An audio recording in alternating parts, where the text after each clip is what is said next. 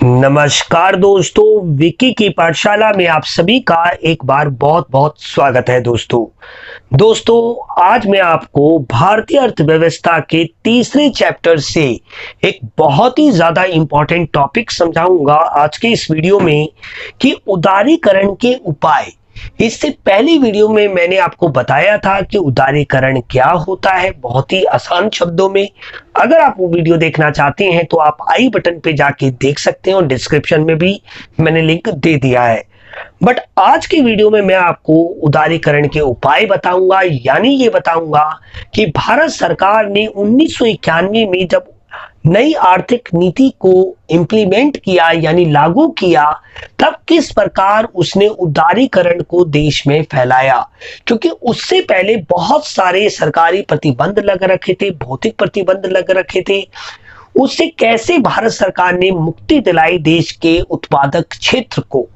तो आज का वीडियो बहुत ही ज्यादा इंपॉर्टेंट होने वाला है। यकीन मानिए आपको ये समझ आ जाएगा पूर्ण रूप से कि आखिर उदारीकरण को भारतीय सरकार ने किस तरीके से इंप्लीमेंट किया था।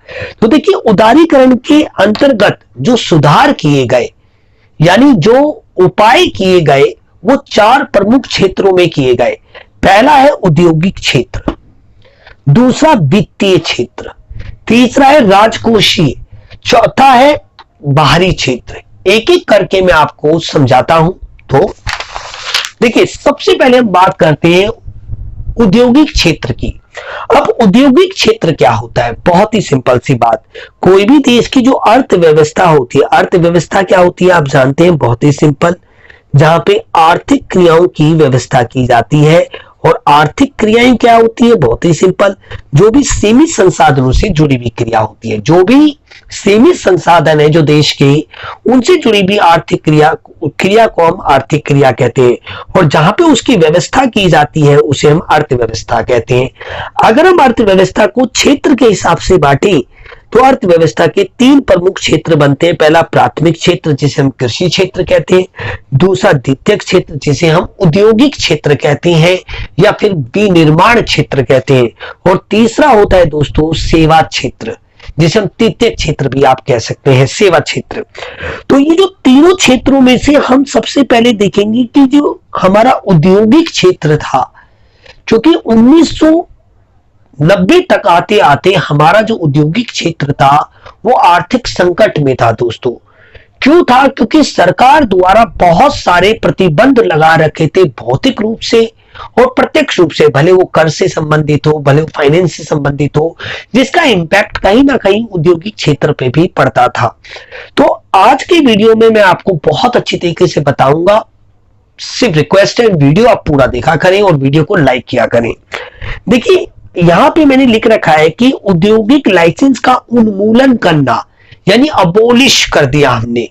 यानी जितने भी छोटे से छोटे या बड़े से बड़े जो भी कुछ महत्वपूर्ण उद्योगों को छोड़कर, 6 उद्योगों को छोड़कर जो मैंने यहां पे लिख रखे हैं, पहला है हमारा शराब, दूसरा है सिगरेट, तीसरा है रक्षा उपकरण, चौथा है औद्योगिक विस्फोटक, और पांचवा है हमारा खतरनाक रसायन, और छठा है हमारा औषधि जिन्हें हम मेडिसिन कहते हैं। तो ये जो 6 उद्योग हैं ये बहुत ही ज्यादा महत्वपूर्ण है, स्वास्थ्य से संबंधित है, राष्ट्रीय हित से संबंधित है, राष्ट्रीय सुरक्षा से संबंधित है। इनको छोड़कर बाकी किसी भी प्रकार के उद्योग को स्टार्ट करने के लिए सरकार से किसी भी प्रकार का लाइसेंस लेने की आपको जरूरत नहीं है। क्योंकि दोस्तों भारत में 1990 से लेकर 1950 से लेकर 1990 का जो टाइम पीरियड चला, उसमें बहुत सारे लोग इसी वजह से उद्योग स्टार्ट ही नहीं कर पाए अपनी जिंदगी में, क्योंकि जो लाल पीताशाही थी, जो नौकरशाही थी, उसका बहुत बड़ा इंपैक्ट था। क्योंकि उनका पूरा चार्ज था, साम्यवादी अर्थव्यवस्था के हम समर्थक रहे हैं कहीं ना कहीं। तो सारा जो हमारे लाल पीताशाही यानी जो सरकारी नौकरियों में होते हैं वो बड़ी रिश्वत चलती थी उसमें, तो लाइसेंस लेना बहुत बड़ी बात हुआ करती थी, आप समझ सकते हैं। और अगर आप ज्यादा जानकारी चाहते हैं तो ऑफिस नाटक में आपने देखा होगा कि जो मुसद्दी लाल है वो किस प्रकार एक टेबल से दूसरे टेबल तक उसे भटकाते रहते थे। आपने वो नाटक मैं उम्मीद करता हूं कि आपने जरूर देखा होगा। तो औद्योगिक लाइसेंस जो था उसका उन्मूलन कर दिया, इससे जिससे क्या उदारवाद फैल सके, क्योंकि 1990 से पहले उदारीकरण नहीं था, सरकार का कंट्रोल था, सार्वजनिक क्षेत्र का कंट्रोल था भारत की अर्थव्यवस्था में। बट 1991 के बाद निजी क्षेत्र को, जो औद्योगिक क्षेत्र है, उसको बहुत सारी सुविधाएं दे दी। जो महत्वपूर्ण ये जो 6 उद्योग थे, इनको छोड़कर फिर आपको किसी प्रकार का लाइसेंस लेने की कोई जरूरत नहीं है। तो आई होप आपको इतना समझ में आ गया होगा। अब दूसरा पॉइंट अगर आप देखें कि उत्पादन क्षेत्र से आरक्षण हटाना, जो पहले हमारे जो स्मॉल स्केल बिजनेसेस थे उनके लिए ये निर्धारित कर रखा था कि भाई इसका उत्पादन ना, ये जो छोटी इकाइयां होती हैं, जो मध्यम वर्ग के, जो मध्यम स्केल के उद्योग होते हैं वही करेंगे, वो आरक्षण भी हटा दिया। क्योंकि कहीं ना कहीं देखा गया कि ना तो वो छोटी स्केल के कर पाते थे पूंजी के अभाव के कारण, श्रम के अभाव के कारण, और बड़े उद्योगों को करने नहीं दिया जाता था, जिससे जो हमारा जीडीपी था वो कम रह जाता था, जिसके कारण आर्थिक समृद्धि दर कम रहती थी। आर्थिक समृद्धि दर कम रहेगी तो विकास कम होगा, और विकास कम होगा तो लोगों का जो जीवन स्तर है वो कैसे बेहतर होगा। तो दोस्तों, सरकार ने ये भी प्रतिबंध हटा दिया, जो आरक्षण दिया जाता था स्मॉल स्केल बिजनेस इंडस्ट्रियों को, वो हटा दिया आरक्षण। अब बड़े भी उसको कर सकते थे, ताकि जीडीपी बढ़े, यानी देश में वस्तुओं तथा सेवाओं का निर्माण ज्यादा होगा, उत्पादन ज्यादा होगा तो आय ज्यादा होगी, आय ज्यादा होगा तो नेचुरल सी बात है व्यय ज्यादा होगा, और व्यय ज्यादा होगा तो नेचुरल सी बात है हमारा इन्वेस्टमेंट ज्यादा होगा, क्योंकि सेविंग ज्यादा होगी। इंसान इन्वेस्टमेंट कब करता है, आप मुझे बताइए। इंसान इन्वेस्टमेंट तब करता है जब वो क्या करे, बहुत ही सिंपल सी बात है, ज्यादा कमाएगा। क्योंकि देखिए, मैं अगर आपको ये चैन समझाऊं कि अगर उत्पादन बढ़ेगा तो देखिए उत्पादन बढ़ा, उत्पादन बढ़ने से क्या होगा, आय बढ़ेगी, आय के बढ़ने से व्यय बढ़ेगा, व्यय के बढ़ने से उपभोग भी बढ़ेगा, उपभोग बढ़ेगा बट साथ में दोस्तों बचत भी बढ़ेगी, और जब बचत बढ़ेगी तो नेचुरल सी बात है निवेश बढ़ेगा, और निवेश बढ़ेगा तो नेचुरल सी बात है अगेन आय बढ़ेगी, और अगली बार और ज्यादा बचत होगी, और ज्यादा निवेश होगा, जो जीडीपी है वो बढ़ता चला जाएगा, आर्थिक समृद्धि दर बढ़ेगी, तो तभी तो दोस्तों क्या होगा, आर्थिक विकास होगा, जो नरेंद्र मोदी सरकार 2014 में वादा करके आई थी, जिसमें भारतीय युवा ने उन्हें इतने पूर्ण बहुमत से 2 बार जिताया, जिसमें वो पूरी तरीके से विफल हो गए। दोस्तों, अगर आप मेरी इस बात से सहमत हैं तो प्लीज यस लिखें, क्योंकि मैं अपने आप पर्सनल ओपिनियन दे रहा हूं, मैं किसी पार्टी की तरफ से नहीं कह रहा हूं, बट मैं एक अर्थशास्त्री हूं, और मैं एक अर्थशास्त्र की दृष्टि से इस बात को कह रहा हूं, और दोस्तों मैं बिल्कुल सही बात कह रहा हूं। तो देखिए, उत्पादन बढ़ेगा तो नेचुरल सी बात है, अतः आय बढ़ेगी, आय बढ़ेगा तो व्यय बढ़ेगा, व्यय बढ़ेगा तो उपभोग बढ़ेगा, उपभोग बढ़ेगा तो बचत, बचत बढ़ेगी तो निवेश, और अगेन आय बढ़ेगी। दोस्तों, तो ये जो चक्कर है चलता रहता है, आर्थिक विकास होगा। तो इसलिए दोस्तों मैं आपको कह रहा हूं कि प्रतिबंध हटा दिए हमने। तो ये क्लियर हो गया होगा आई थिंक आपको ये कॉन्सेप्ट। अब जरा देखिए, उत्पादन क्षमता का विस्तार, उत्पादन क्षमता का विस्तार 1950 से लेकर 1990 तक उत्पादन करने की एक सीमा थी दोस्तों, कि आप इस क्षेत्र में इतना ही उत्पादन कर सकते हैं, इससे ज्यादा नहीं कर सकते। बट 1991 की नई आर्थिक नीति के अंतर्गत उदारीकरण में जो आर्थिक सुधार किए गए, उसमें हमने क्या किया, हमने उत्पादन क्षमता, आप एक फैक्ट्री लगाओ, 2 लगाओ, 3 लगाओ, बस जीडीपी को बढ़ाओ, क्योंकि जीडीपी बढ़ेगा अल्टीमेटली दोस्तों लोगों का आर्थिक विकास होगा। अभी -23.9% हमारी अर्थव्यवस्था गिर गई है। क्यों गिर गई है, उसका सबसे बड़ा रीजन ये है दोस्तों, जीडीपी गिर गया। यानी देश में जो वस्तु तथा सेवाओं का जो निर्माण था, उत्पादन था, वो कम हो गया, जिसके कारण दोस्तों आप देख रहे हो घनघोर बेरोजगारी फैल रही है। और व्हाट्सएप पे, ट्विटर पे, हर जगह पे बेरोजगारी का मुद्दा बना हुआ है। बेरोजगारी क्यों हो रही है? नेचुरल सी बात है, ये उत्पादन करने के लिए हमें क्या चाहिए? उत्पादन के कारक, उत्पादन के कारक। और उत्पादन के कारक में सबसे ज्यादा 4 बातें होती है भाई, शॉर्ट में मैं बता रहा हूं यहां पे आपको। एक हमें लेबर चाहिए होता है, एक हमें कैपिटल चाहिए होता है, एक हमें लैंड चाहिए होता है, और एक हमें इंटरप्रेन्योरशिप चाहिए होता है, यानी इंटरप्रेन्योर चाहिए होता है। तो ये जो हमारा श्रम, पूंजी, भूमि, और ये क्या है हमारा इंटरप्रेन्योर, यानी लीडरशिप या बिजनेस कहते हैं, इंटरप्रेन्योरशिप जिसे आप कहते हैं, उद्यम वृत्ति कहते हैं, उसकी कमी है। तो देखिए लेबर, यानी लेबर कब बढ़ेगा? जब श्रम बढ़ेगा तभी तो उत्पादन बढ़ेगा, उत्पादन बढ़ेगा तो आय बढ़ेगी। तो अल्टीमेटली दोस्तों ये उत्पादन क्षमता का जो विस्तार कर दिया, सरकार ने कहा कि जो सारी फाउंडेशन थी आपको खोल दी गई है, आप उत्पादन कीजिए। तो मैं उम्मीद करता हूं आपको ये चीज क्लियर हो गई होगी।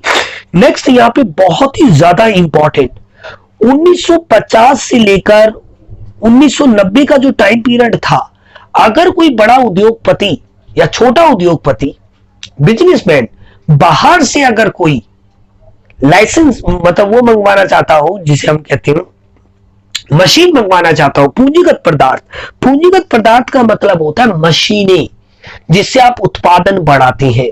और जो हमारा फिक्स्ड एसेट्स होते हैं, जो बड़ी बड़ी मशीनें होती हैं जिनसे हम कई सालों तक उत्पादन प्रक्रिया में प्रयोग करके खूब पैसा कमा सकते हैं, उन्हें हम पूंजीगत पदार्थ कहते हैं दोस्तों।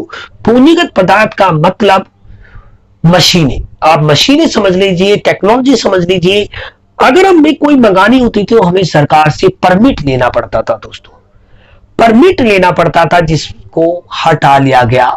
आप अगर कोई भी पूंजीगत पदार्थों का आयात करना चाहते हो तो आपको उसकी स्वतंत्रता है, भले आप मशीन कर रहे हो, भले आप तकनीक कर रहे हो। तो मैं उम्मीद करता हूं कि आपको औद्योगिक क्षेत्र से संबंधित जो आर्थिक सुधार किए गए थे उदारीकरण के अंतर्गत, आपको समझ में आ गया होगा।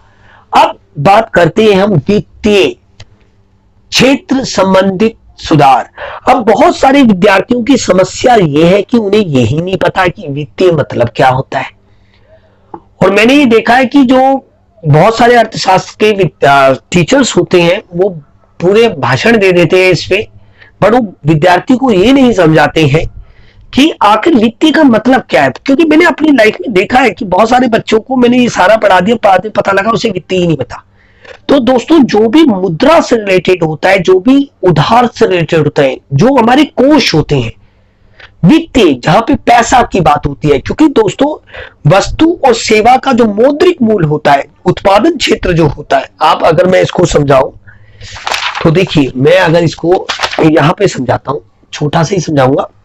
एक होता है हमारा हाउस होल्ड सेक्टर यानी घरेलू क्षेत्र, एक होता है हमारा प्रोड्यूसर सेक्टर यानी उत्पादक क्षेत्र, इनके बीच में होता है बैंकिंग यानी शेयर मार्केट हो गई, इसमें बैंक आ गए यानी कैपिटल मार्केट जिसे आप कह सकते हो, और एक होती है इसमें हमारी गवर्नमेंट, और एक होता है एक्सटर्नल। अभी हम सिर्फ क्षेत्र एक की बात करते हैं।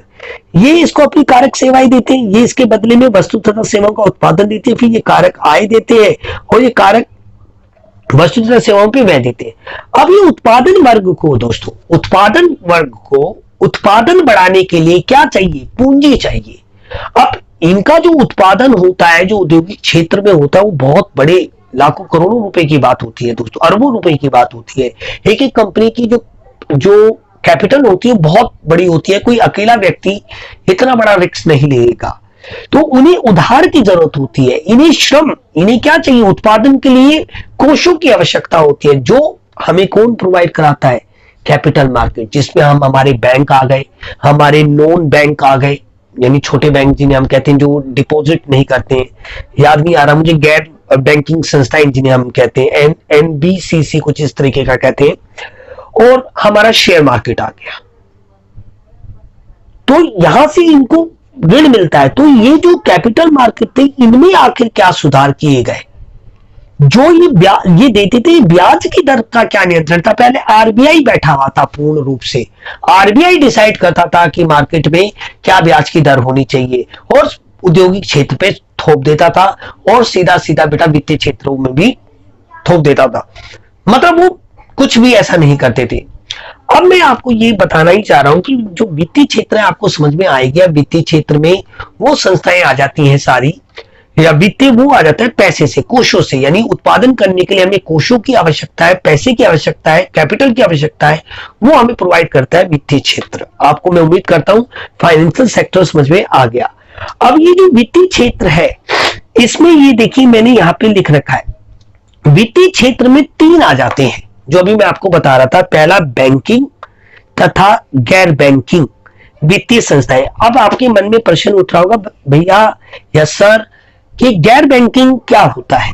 आपने बजाज फाइनेंस का नाम सुना है? बजाज फाइनेंस, जो कि आप अगर मोबाइल खरीदने जाते हैं तो आपको तुरंत आपको क्या दे देता है? लोन दे देता है ना? बजाज फाइनेंस का नाम सुना होगा, कैपिटल फर्स्ट का नाम सुना होगा, बहुत सारे हैं जो डिपॉजिट तो नहीं देते हैं, पर जो हमारे कंज्यूमर गुड्स होते हैं, उपभोक्ता वस्तुएं होती हैं, जैसे फ्रिज, टीवी, उन पे छोटे छोटे लोन देते हैं। बैंक की तरह ही होते हैं, जिससे उधार देते हैं। बैंक उधार भी देता है और जमा भी लेता है, बट ये केवल उधार देते हैं। ऐसी संस्थाओं को हम गैर बैंकिंग वित्तीय संस्थाएं कहते हैं। आपने देखा होगा कार पे भी लोन मिल जाता है, आपकी मोटरसाइकिल पे लोन मिल जाएगा। वो वही संस्थाएं होती हैं गैर बैंकिंग वित्तीय संस्थाएं। आपने इंडियन बुल्स का नाम सुना होगा, मनी मंत्रा, बहुत सारे आ गए अब तो वो गैर बैंकिंग वित्तीय संस्थाएं। तो इनसे संबंधित भी इन्होंने क्या किए? सुधार किए। दूसरा आ गया हमारा स्टॉक विनिमय बाजार। स्टॉक विनिमय जो कि हमारी दो सबसे मेन है, एक है हमारी एनएससी नेशनल स्टॉक एक्सचेंज और एक है बीएससी यानी बॉम्बे स्टॉक एक्सचेंज। यहाँ पे क्या होता है? प्रतिभूतियों की खरीद व बिक्री होती है।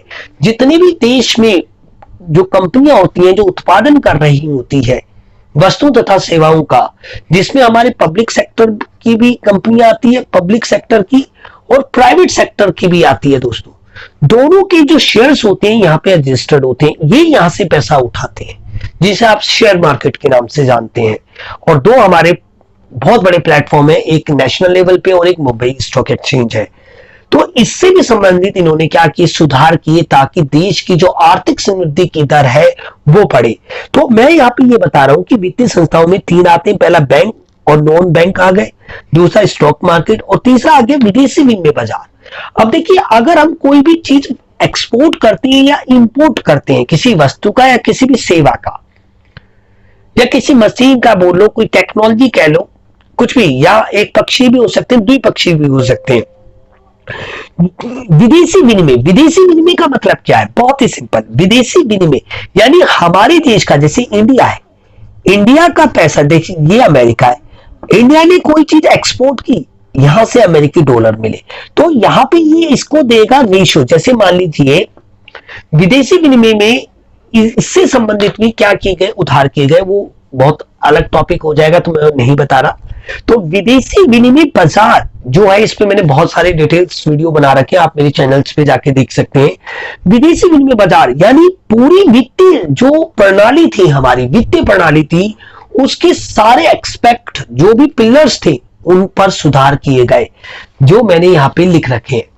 देखिए, महत्वपूर्ण मैंने बिंदु लिख रखे हैं कि भारत में रिजर्व बैंक ऑफ इंडिया, जिसे हम आरबीआई शॉर्ट में यानी रिजर्व बैंक ऑफ इंडिया कहते हैं शॉर्ट में, आरबीआई, वित्तीय क्षेत्र का नियमित और नियंत्रित करता था। कब? 1950 से लेकर 1990 तक, क्योंकि सरकार का नियंत्रण था एक देश की अर्थव्यवस्था में, क्योंकि सरकार प्रभावित थी सोवियत संघ से, रशिया से, क्योंकि वो समाजवाद को महत्व देते थे। और भारत कहीं ना कहीं, क्योंकि सोवियत संघ ने बहुत बार भारत की मदद की है कई मौकों पे, इसलिए कहीं ना कहीं भारतीय जो राजनीति थी वो समाजशास्त्र से और साम्यवाद से कहीं ना कहीं प्रभावित थी दोस्तों। उनकी गलती नहीं थी, उनका उद्देश्य सही था, बट आगे चल के वो चीज गलत साबित हो गई।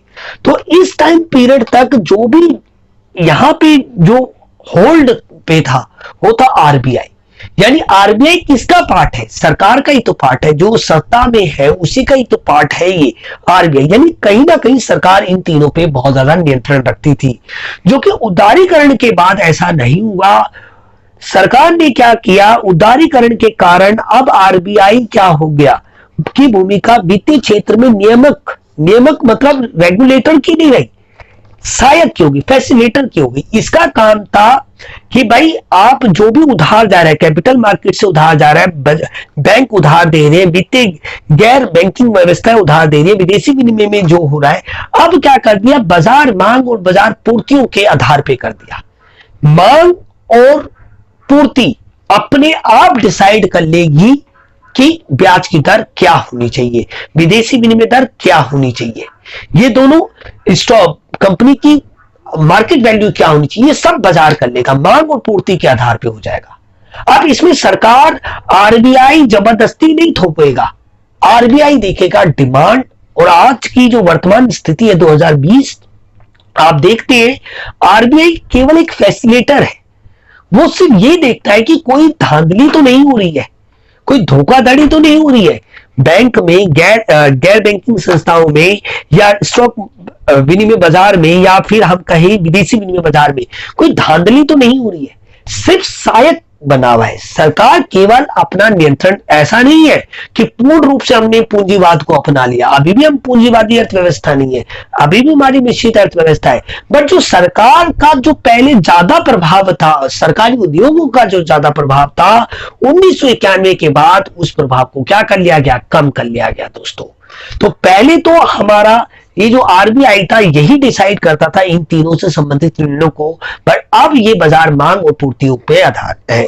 क्योंकि दोस्तों ये जो एलपीजी की नीति है ना, एलपीजी यानी जो उदारीकरण, निजीकरण, वैश्वीकरण, इसका आधार ही है कि पूंजीवादी अर्थव्यवस्था हमेशा बेहतर होती है साम्यवादी अर्थव्यवस्था से, क्योंकि पूंजीवादी अर्थव्यवस्था में जो संसाधनों का आवंटन होता है वो बाजार की मांग तथा पूर्ति के आधार पर होता है, ना कि सरकार के निर्णय के द्वारा। मेरी बात समझ आ रही है?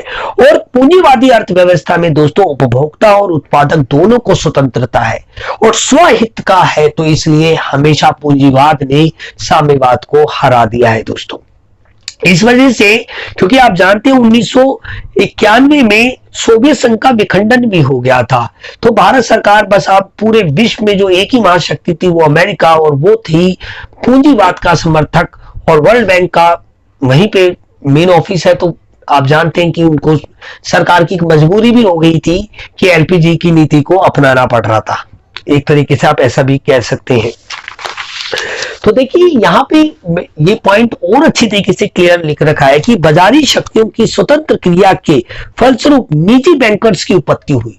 अब बहुत सारे क्या हो गए दोस्तों, स्वतंत्र क्रिया थी, स्वहित का था, बहुत सारे नए नए जो प्राइवेट बैंक थे, जो निजी बैंक खुले, जिससे क्या हो गया, लोगों को उधार मिलने लगा, लोगों को फंड मिलने लगे। जब लोगों को फंड्स मिलने लगे, कोष मिलने लग गए, तो वो उत्पादन करने लगे, उत्पादन ज्यादा होने लगा, तो नेचुरल सी बात है दोस्तों, आय बढ़ेगी, आय बढ़ेगा तो वह बढ़ेगा, और फिर वो चक्कर चलता ही रहेगा। तो ये बात आप समझ रहे हैं, क्योंकि इन्वेस्टमेंट कोषों का बहुत बड़ा इंपैक्ट होता है। वित्तीय जो पूंजी होती है, भले वो कार्यशील पूंजी हो, भले वो स्थिर पूंजी हो, उद्योग चलाने के लिए चाहिए पूंजी, और पूंजी कौन देता है, हमारी वित्तीय क्षेत्र देता है दोस्तों। क्लियर है ना, ये बात आप समझिए। उदारीकरण विदेशी संस्थागत निवेशकों, ये थोड़ा सा समझाऊंगा क्योंकि बहुत सारे विद्यार्थियों को ये समझ में नहीं आता है कि उदारीकरण विदेशी संस्थागत निवेशकों को भारतीय वित्तीय बाजारों में निवेश करने की अनुमति देती है। अनुमति 1991 से पहले ऐसा नहीं था कि अगर कोई बाहर की कंपनी है, देखिए विदेशी संस्थागत निवेशक मतलब जैसे कोई बाहर की कंपनी, जैसे कि आपने फेसबुक का नाम सुना है, फेसबुक अभी आपने रिसेंटली सुना होगा कि फेसबुक ने बहुत बड़ा शेयर होल्डर यानी 9% के करीब हिस्सेदारी खरीदी है रिलायंस में। आपने अमेज़न का नाम सुना है, अमेज़न, ठीक है, अमेज़न, और बहुत सारी ऐसे भी प्राइवेट कंपनीज हैं, हमारा यूट्यूब ही हो गया, या गूगल की बात करें, गूगल गूगल ने भी, इन तीनों कंपनियों की बात चल रही है, रिलायंस से या प्राइवेट बैंक से, प्राइवेट कंपनी हो या फिर सरकारी, यानी भारतीय अर्थव्यवस्था यानी भारतीय बाजारों में अब भारतीय कंपनियां भी इन्वेस्टमेंट कर सकती है, पहले ऐसा नहीं था। ये बात मैं आपको समझाना चाह रहा हूं। अब बात करते हैं राजकोषीय, कि भाई ये राजकोषीय क्या होता है। अब बहुत सारे विद्यार्थियों को तो ये वर्ड ही नहीं पता कि राजकोषीय होता क्या है, इसका मतलब। लेकिन जब भी आप राजकोषीय आ जाए ना, तो आप समझ जाना वो राजकोषीय मतलब बात कर रहा है वो सरकार की, जो सत्ता में बैठी हुई है, जिसके हाथ में हमारा विधानसभा है का कार्यपालिका या विधानसभा बोल रहा हूं, सॉरी, विधायिका है और कार्यपालिका है, जिसका संचालन कौन कर रही है? सरकार कर रही है दोस्तों। सरकार में क्या क्या सुधार हुए, यानी सरकार की जो कर की नीतियां थी उनमें क्या सुधार हुए। राजकोषीय वर्ड देखते ही समझ जा करो कि वो सरकार से रिलेटेड है। भले राजकोषीय घाटा लिखा है तो आप समझ जाए कि वो सरकार के घाटे की बात कर रहे हैं, यानी देश के घाटे की बात कर रहे हैं, क्योंकि सरकार एक्चुअल में एक तरीके का देश है, क्योंकि देश को रिप्रेजेंट करती है। क्योंकि जैसे हमारे माता पिता हमारे घर को चलाते हैं, तो एक देश को जो चलाने का काम करती है वो उस देश की सरकार करती है, जो अभी नहीं किया जा रहा ढंग से, जिसकी वजह से इतना तगड़ा विरोध देखने को मिल रहा है वर्तमान सरकार को। आप जानते हैं इस चीज को। तो देखिए, राजकोषीय सुधारों का संबंध सरकारी राजस्व तथा व्यय से होता है। देखिए, राजकोषीय, मैंने कहा ना आपसे, राजकोषीय सुधारों का संबंध सरकारी राजस्व कैसे प्राप्त करती है सरकार? कर और कार्यकर के माध्यम से। कुछ प्राप्तियां कर लगा के करती है, आपने देखा होगा। अब जीएसटी का तो नाम आपने सुना ही होगा, जिसने देश का भट्टा बिठा दिया। जीएसटी ने देश का भट्टा बिठा दिया दोस्तों। मैं आपको बता नहीं सकता हूं, क्योंकि बहुत सारे ऐसे हमारे व्यापारी या उद्योगपति हैं जिनके ये पल्ले से बाहर है, और इससे कहीं ना कहीं उत्पादन लागत में बढ़ोतरी हो गई। और ये एक जैसा होगा, सब ऐसे कह रहे थे बकवास है ये। इस पे मैं वीडियो बनाऊंगा आपके लिए अलग से, अगर आप कमेंट में लिखते हैं तो देखिए, राजकोषीय सुधारों का संबंध सरकारी राजस्व तथा व्यय से होता है। यानी जो सरकार देश की जनता से, देश के नागरिक से कर और कार्यकर के माध्यम से और विभिन्न जुर्माने, फीस, इसके माध्यम से जो पैसा प्राप्त करती है देश के संचालन हेतु, देश के प्रशासन हेतु, तो उसको हम कहते हैं सरकारी राजस्व। और सरकारी व्यय क्या होता है दोस्तों? बहुत ही सिंपल। देश की सरकार आधारिक संरचना का निर्माण करती है, सड़कें बनाती है, स्कूल बनाती है, स्वास्थ्य सेवाएं उपलब्ध कराती है, देश में उत्पादन करने के लिए और आर्थिक गतिविधि करने के लिए एक बेहतर माहौल देती है, जो अभी नहीं हो रहा है, जो मैं आपसे कहना चाह रहा हूं। तो राजस्व व्यय ये हो गया। क्लियर है मेरी बात आपको? बहुत, जैसे सेनाओं का खर्चा हो गया, आर्मी, नेवी, एयरफोर्स व्यय करती है सरकार अपनी सुरक्षा के लिए, ताकि देश की सरकार सुरक्षित होगी तो नागरिक सुरक्षित होंगे दूसरे देशों से। तो कर सुधार राजकोषीय सुधारों के प्रमुख घटक होते हैं। कर सुधार, अब भारत की जो 1950 से लेकर 1990 की जो कर प्रणाली थी ना, वो बहुत ही जटिल थी।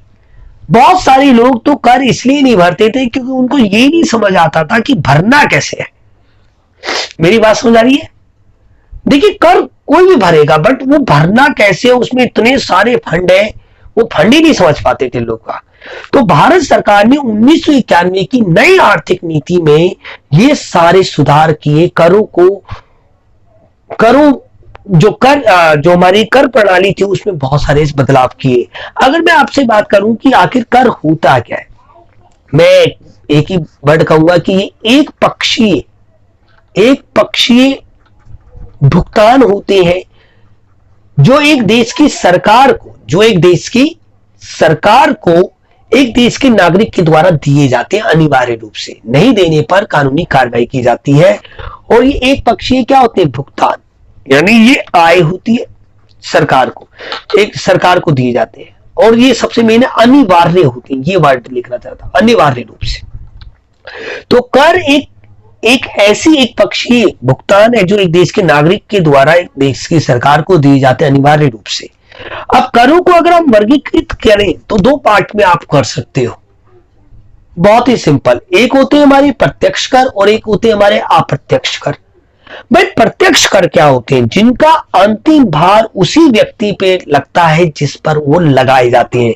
जैसे आपका इनकम टैक्स हो गया, यानी आयकर जिसे आप कहते हैं, या हमारा प्रोडक्शन टैक्स हो गया, या आप कहें कि प्रॉपर्टी टैक्स हो गया,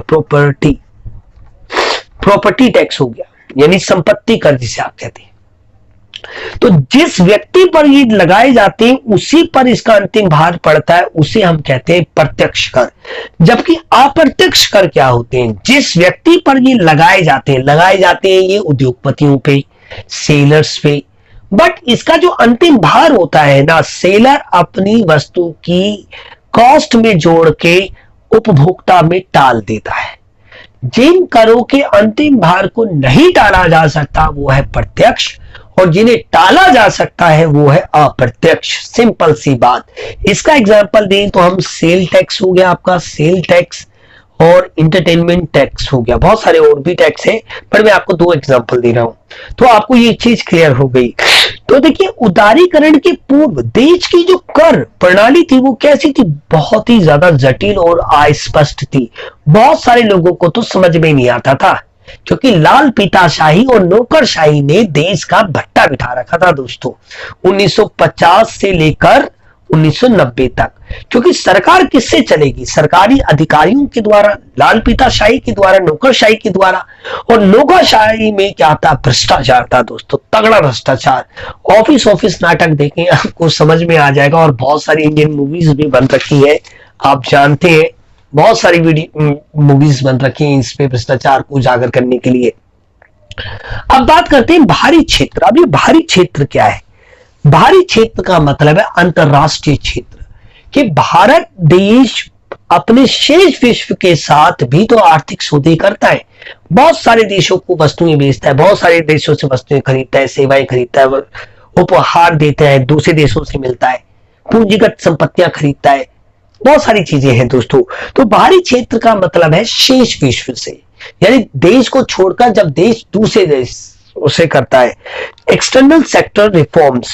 तो बाहरी क्षेत्र को अगर हम 2 पार्टों में बांटे तो पहला है हमारा विदेशी विनिमय दर। क्योंकि देखिए दोस्तों, विदेशी विनिमय की आपको मांग कब होती है? जब भारत सरकार या भारत सरकार में रहने वाला कोई नागरिक या उद्योगपति हो या उत्पादक हो, वो किसी भी वस्तु, सेवा या पूंजीगत पदार्थ को खरीदना चाहता है या बेचना चाहता है, यानी एक्सपोर्ट करना चाहता है या इंपोर्ट करना पाता है, या तो उससे विदेशी प्राप्ति होगी या उसे भुगतान करना होगा। तो उसके लिए कैलकुलेशन लगानी पड़ती है। दोनों देश की जो अंतरराष्ट्रीय मुद्राएं होती हैं उनका एक निर्धारण किया जाता है, जो कि नकद विनिमय दर प्रणाली, जो कि किसी भी देश की जो करेंसी होती है उसकी मांग और पूर्ति के आधार पे होती है। आपके दिमाग में एक प्रश्न उठता होगा पक्का, कि अमेरिकी डॉलर इतना महंगा क्यों है और भारतीय रुपया इतना सस्ता क्यों है? सिंपल सी बात है, अमेरिका का उत्पादन ज्यादा है, वो ज्यादा देशों को एक्सपोर्ट करता है, इंपोर्ट वो कम करता है। अमेरिकी डॉलर की मांग सदैव ज्यादा होती है पूरे विश्व में, इसलिए अमेरिकी डॉलर ज्यादा महंगा है। और जो हमारा भारतीय रुपया है वो कमजोर है, क्योंकि उसकी मांग उतनी ज्यादा नहीं है। जिस देश की, अब देखिए, अमेरिकी डॉलर से भी ज्यादा दिनार की वैल्यू है। क्यों? क्योंकि उससे पेट्रोल खरीदते हैं, अरब कंट्रीज है, हर देश पेट्रोल खरीदता है, मांग बहुत ज्यादा है। तो दोस्तों, मांग और पूर्ति के आधार पर डिसाइड होता है। अब देखिए, भारत का 50 रुपए के बदले में आपको 1 अमेरिकी डॉलर मिल रहा है। 50 रुपए के बदले में आप 1 अमेरिकी डॉलर प्राप्त कर सकते हैं, अगर आप इंडिया के पॉइंट ऑफ व्यू से देखें। और अगर आप अमेरिकन नागरिक के पॉइंट ऑफ व्यू से देखें तो वो 1 अमेरिकी डॉलर से 50 रुपए का सामान खरीद सकता है या 50 रुपए प्राप्त कर सकता है। तो ये जो विदेशी विनिमय सुधार थे ना, पहले भारत स्थिर विनिमय दर प्रणाली का समर्थक था, वो फिक्स करता था, ज्यादा विदेशी व्यापार नहीं करता था। बट इसमें भी रिफॉर्म्स किए गए जो कि आर्थिक विकास के लिए अत्यंत आवश्यक थे। दूसरा था हमारा कि विदेशी व्यापार नीति संबंधित सुधार। जो विदेशी व्यापार करना था, ये मुद्रा से रिलेटेड हो गया, वित्त से यानी फाइनेंस से रिलेटेड हो गया, और ये कमोडिटी जिसे आप वस्तुएं कहते हैं, यानी वस्तु बाजार आप कह सकते हैं, व्यापार बाजार। तो यहाँ पे देखिए मैंने लिख रखा है कि विदेशी विनिमय सुधार सन 1991 में विदेशी विनिमय सुधारों का भारतीय रुपयों का विदेशी मुद्राओं के प्रति अवमूल्यन किया गया। अब भारत सरकार ने जानबूझकर भारतीय रुपये की कीमत को कम कर दिया अंतरराष्ट्रीय बाजार में। आप सोच रहे होंगे कि क्या भारत सरकार पागल हो गई थी कि कोई अपनी देश की करेंसी को कम क्यों करेगा। देखिए दोस्तों, इसका एक एडवांटेज है। अगर अंतरराष्ट्रीय मार्केट में भारत सरकार अंतरराष्ट्रीय मार्केट में भारतीय रुपए की वैल्यू को कम कर देती है, यानी अब 1 रुपए के बदले में, 1 अमेरिकी डॉलर के बदले में आप 60 रुपए खरीद सकते हैं, 60 रुपए के बदले आप वस्तुएं या सेवाएं खरीद सकते हैं भारतीय बाजार में, अगर हम अमेरिका के पॉइंट ऑफ व्यू से देखें।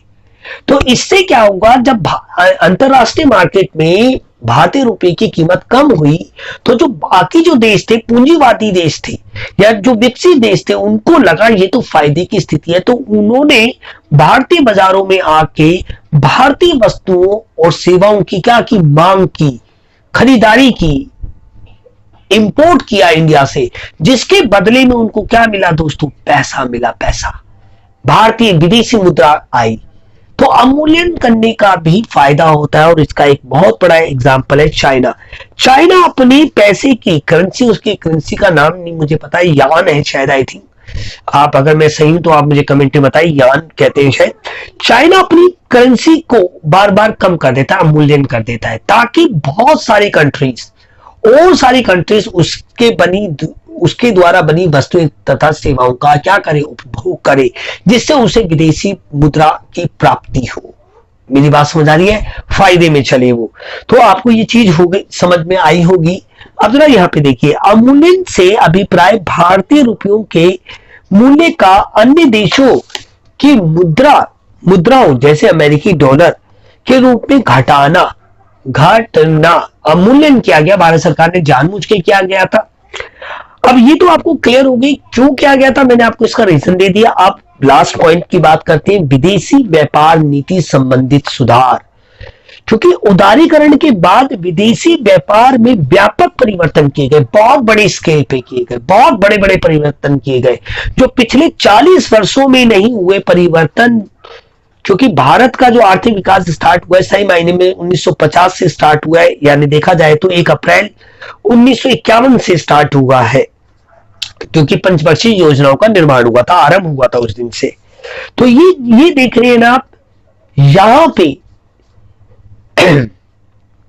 इन 40 वर्षों में इतने बड़े परिवर्तन नहीं हुए जितने परिवर्तन 1991 में भारतीय सरकार ने इंप्लीमेंट किए।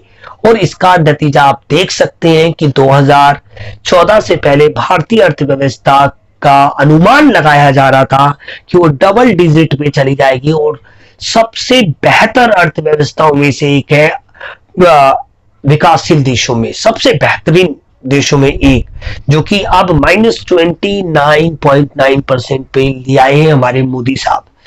ठीक है, अब जरा यहाँ पे देखिए कि आयात कोटा का उन्मूलन कर दिया। अब आप विदेशी व्यापार, आप आयात जो भी था, कोटा था कि भाई इतना ही आप वस्तुएं मंगा सकते हैं दूसरे देशों से, क्योंकि हमारे देशी व्यापार को इससे नुकसान होगा। अब ऐसा नहीं था, आप जो भी वस्तु सेवाएं यानी टेक्नोलॉजी मंगाना चाहते हैं मंगा सकते हैं, आप कोई मशीनें मंगाना चाहते हैं मंगा सकते हैं, मतलब पूर्ण स्वतंत्रता, अब कोई कोटा वोटा निर्धारित नहीं था।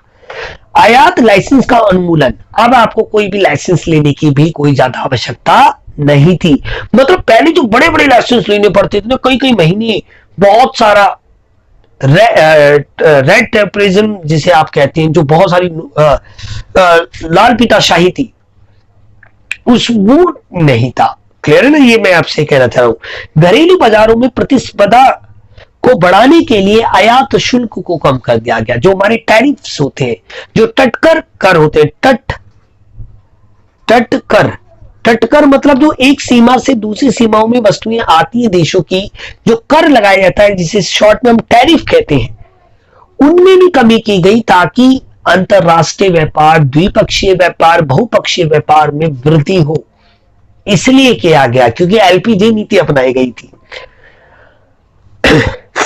नेक्स्ट देखिए, अंतर्राष्ट्रीय बाजारों में भारतीय वस्तुओं की प्रतियोगिता को बढ़ाने हेतु निर्यात शुल्क को वापस लेना।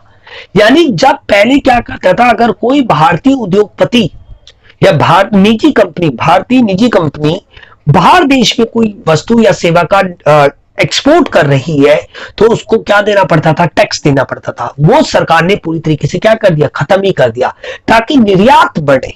आयात तो हम करें, साथ में निर्यात पे ज्यादा फोकस करना चाहिए था, क्योंकि आयात प्रतिस्थापन की नीति अपनाना चाहती थी गवर्नमेंट, ताकि हम जो चीज बाहर से मंगाते हैं वो अपने देश में निर्माण करें और अपने देश में इतना बनाए कि वो विदेशों में भी हम उसको एक्सपोर्ट कर सके।